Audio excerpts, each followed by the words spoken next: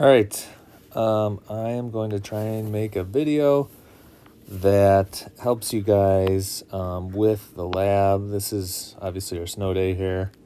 Since we're missing the Wednesday, I want us to maintain the calendar and stay on track.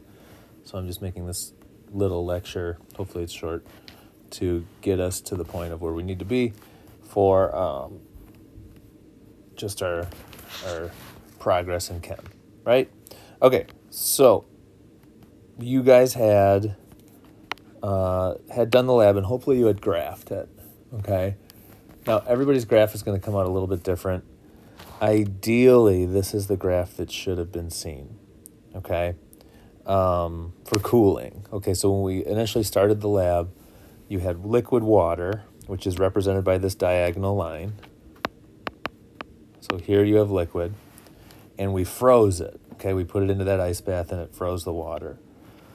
So what should have been seen is this flat horizontal line where you had a stalling out of the temperature to where it didn't really seem like it was changing much for maybe a minute or so. This is what's called a phase change.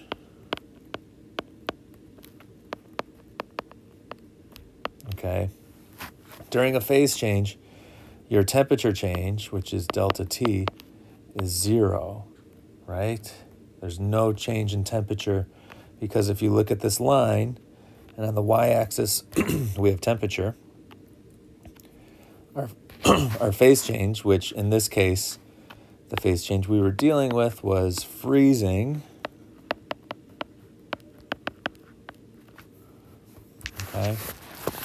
And during freezing, you had no temperature change. So freezing begins at 0, and once all of those molecules in that liquid water are frozen to the solid state, it finishes, and then that graph, that line, went into the negatives, right? So for this diagonal line here, right here, you're now in solid water, which we know is ice, okay? So during these states of matter where you're cooling and everything's a liquid, before you hit freezing and then after you hit freezing, you can see you have some states of matter that are signified by only one type. During the freezing process, you have two. It is both liquid and solid. Okay? All right, now there's the other end of this is your heating graph. Okay, so here actually I don't like this line. I'm going to draw in a new line. So during your heating graph, or during your heating, like after that ice reached a temperature of -4, you took it out and you put it on your table and you heated it up. Okay, and some of you guys used your hand after a while to help that melting process go a little bit quicker. What you probably saw was an increase from the negatives to a temperature value right around 0. Okay, let's just pretend that it's right at 0. And then hopefully maybe you saw a stalling out of that temperature. So like when it was melting, it stalls out at 0. And then after that melt, it heats up to, we had it go to like about 15 degrees Celsius. So really probably something like here. Okay, we can identify states of matter, and we can identify the phase change that was seen here as well. When it was in the negatives, you had a solid state, right? It was ice. And then after it melted, you were in the liquid state. Okay, during your phase change, which you have no temperature change during that phase change, remember, delta T, change in temperature, equals 0 during your phase change. You had a combination of those two. You had solid turning into liquid. Okay? So these are like the two types of graphs that you probably saw. Something close to it. Now, if you didn't, don't change your data to make it match. You can just kind of graph as it is, but hopefully this helps you for the lab, because you are going to have to finish those analysis questions that are on the back page of that lab. Okay, I'm going to take it a little bit further here, though. Okay, if we were to continue to heat up our water in that test tube, and we got it hot enough, eventually we're going to reach 100 degrees, right? So think about what happens to water when it reaches 100 degrees Celsius. It undergoes a phase change, right? So remember, phase changes are represented by these flat lines on your graph. So this is a phase change. Now, what's that phase change called? In this case, it would probably be like boiling. Okay. So here, in boiling, you're going from a liquid to a gas. And once all of that liquid boils off, it can then raise its temperature again, and everything is a gas. All right. Okay. If we flip it over and we look at the cooling curve, if we go back over here, we can actually maybe take this back in time and show the phase change that occurs when you go from a hot gas, so like water vapor, all the way to ice, which ice we have down here. All the way up here, we would have the gas phase. And then here we have a phase change during that flat line. Now the phase change here is condensation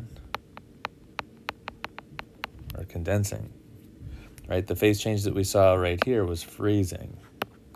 I don't think I identified the ones down here officially.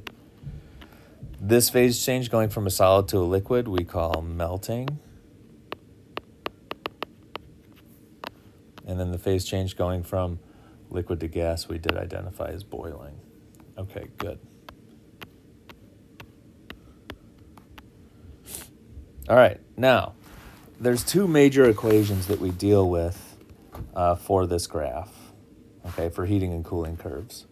And they have to do with the type of line that you're looking at, that you're using, okay? For temperature changes, which if you haven't caught on, the temperature changes only occur during these diagonal lines, these non-horizontal lines here. Those are where your actual temperature change occurs. Okay, and we can do the other graph as well. Here's your temperature change. Here's your temperature change. All the way up to there. And then we have our temperature change of our heated gas. Okay. The equation that we can use for these parts of this heating and cooling curve graph is Q equals M times C times delta T. Okay, now each of these terms means something. Q, as we know, is heat. M is mass, which is typically in grams. Our C value is the specific heat, okay, which is typically a given value, unless you have to calculate for it, but usually that's provided. The specific heat that we'll usually deal with is of water, and especially for this lab, it was water. And then delta T is change in temperature, but really what that is temperature final minus temperature initial. Okay, what this equation allows us to do is to quantify how much heat was lost or gained in, for example, our heating and cooling graph. So let's take an example here. Like, let's take a look and let's say, like, I wanted to measure how much heat was either given off or absorbed if I have liquid that gets cooled down from, let's call this 80 degrees Celsius to maybe like 10 degrees Celsius. Okay, and let's say that the amount of water that we're dealing with was maybe 15 grams. So how much heat was absorbed or lost for 15 grams of water if I cooled it from 80 to 10 degrees Celsius. So we would use this equation, Q equals mc delta T. Okay, we're solving for heat, so we're solving for Q, so that's our unknown. 15 grams is my mass, so I plug that in for M. The specific heat of water, when it's a liquid, is, I believe, 4.18 joules per gram.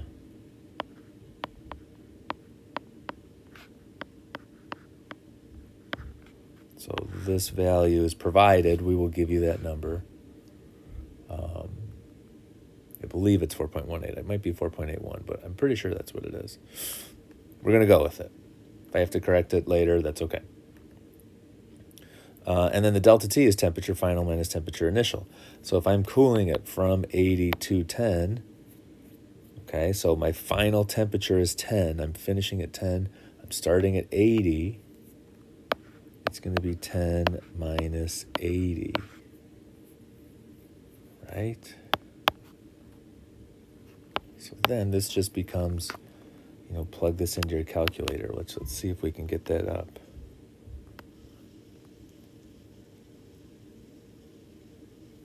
Okay, so what did we have? We had 15 times 4.18 times 10 minus 80 is negative 70. So 70 negative. So we get negative 4,389.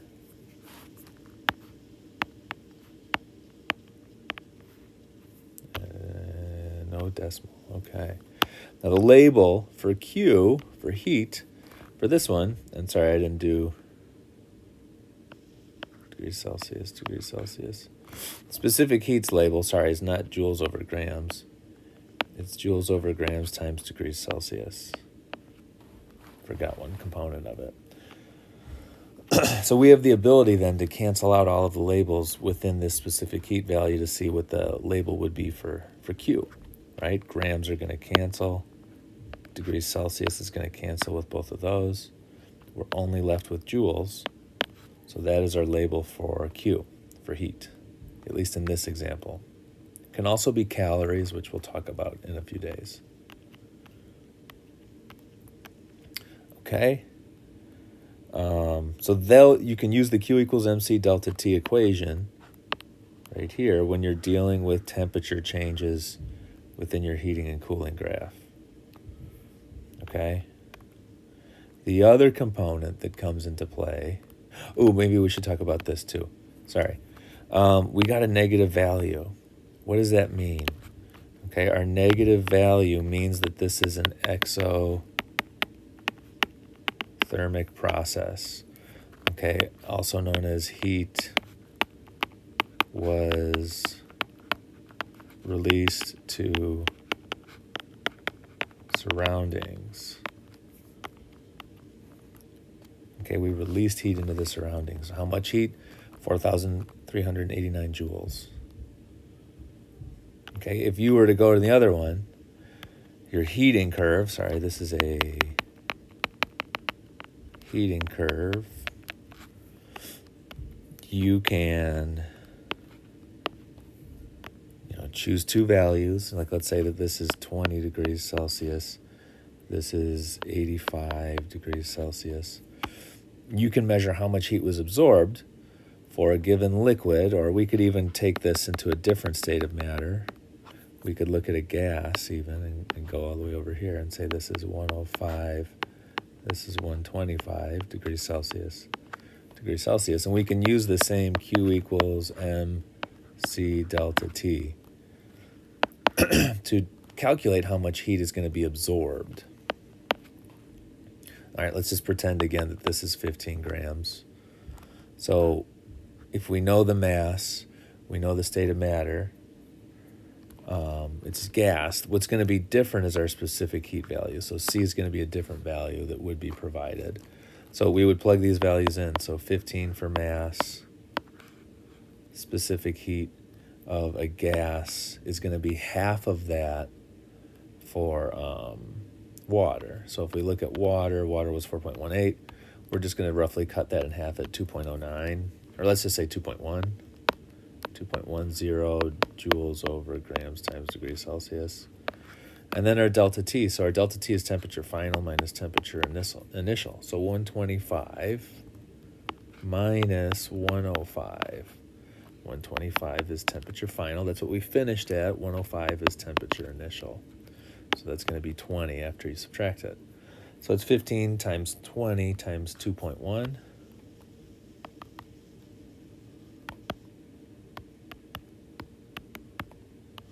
So we get 630. So Q equals 630 joules.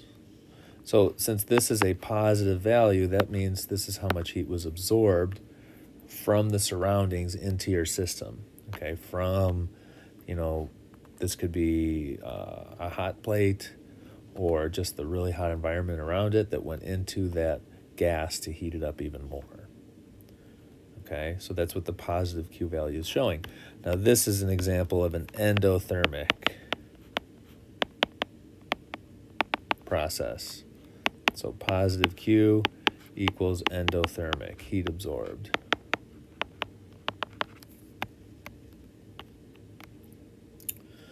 Okay, let me just make sure that I got everything that we want to cover.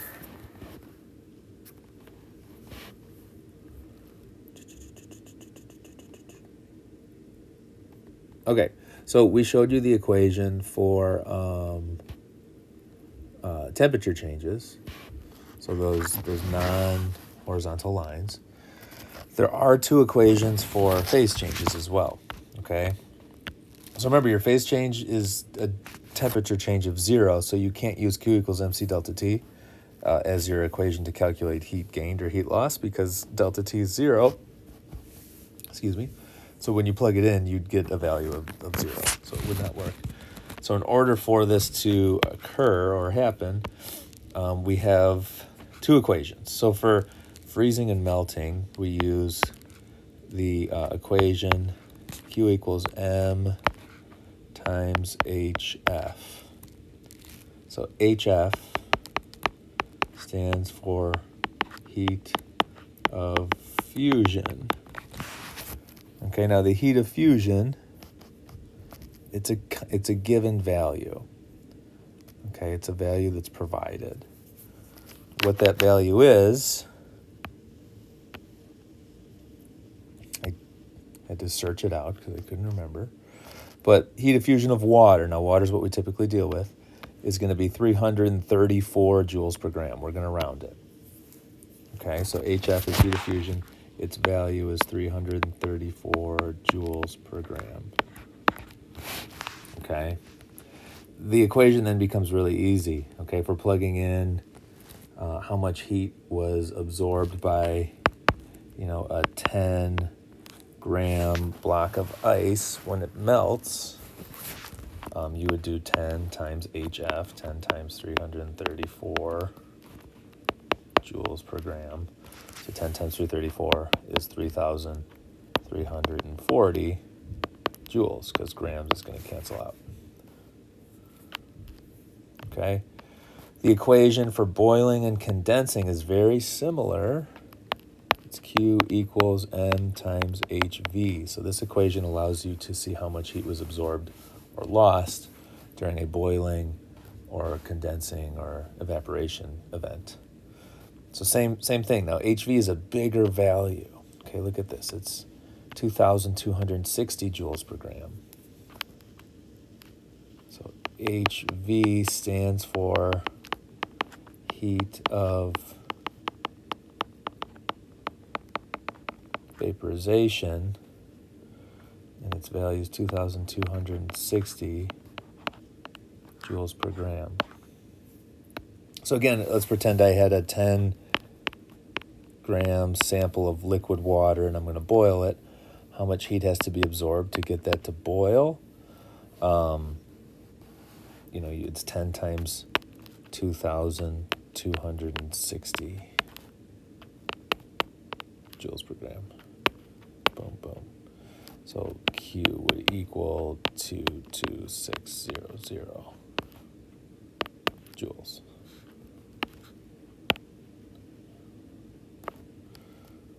All right, so we really have two equations, but they're kind of similar but different. Q equals m times hv, Q equals m times hf. Those are for phase changes. Now our equation for our temperature change is Q equals mc delta T. So with those equations, it allows you to calculate how much total heat was gained or lost, depending on if you're heating or cooling up your system. Okay. Let's see, is there anything more that I need to cover? I think I got it. I think this should give you enough information to do the analysis portion of the lab. I'm also going to assign something else in Schoology that's related to what we should have been doing today. So please check that over prior to coming into class on Friday. All right, guys, I hope you enjoy the rest of your snow day. Get out and sled and shovel. Be kids. Be safe, and I'll see you on Friday.